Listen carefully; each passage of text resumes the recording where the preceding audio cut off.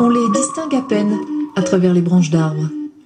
Il faut dire que ces drôles de boules se veulent discrètes, à l'image de la clientèle du site, venue chercher la proximité avec les éléments.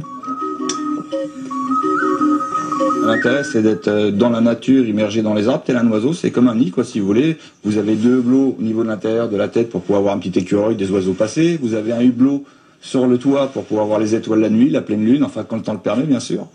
C'est fait pour rêver. Olivier Loup est installé en Périgord vert depuis 15 ans. Une cabane entraînant une autre, le voici aujourd'hui à la tête d'une propriété entièrement dédiée aux vacanciers en quête d'insolites.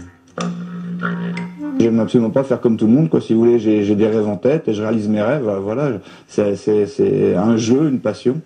Et qu'on soit à Périgord vert ou ailleurs, ça serait la même chose. Là, bon, c'est vrai, je profite du Périgord vert pour sa nature environnante, donc je m'intègre dedans. Cabane perchée à 8 mètres du sol, cabane flottante sur l'étang de la propriété. La carte nature est donc ici jouée à fond.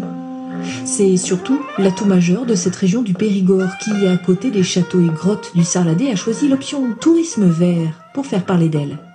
C'est une tendance, mais c'est un besoin de changement, quoi. Si vous voulez, les gens partent beaucoup moins longtemps qu'avant. Les 3 semaines, c'est fini au mois d'août. Par contre, les gens partent beaucoup plus dans l'année.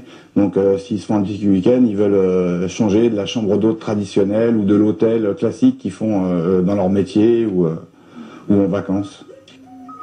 Le moulin de la Jarousse fête cette année ses 15 ans d'existence. Preuve qu'en Périgord vert, bien loin des circuits touristiques traditionnels, on peut aussi trouver son bonheur dans le pré.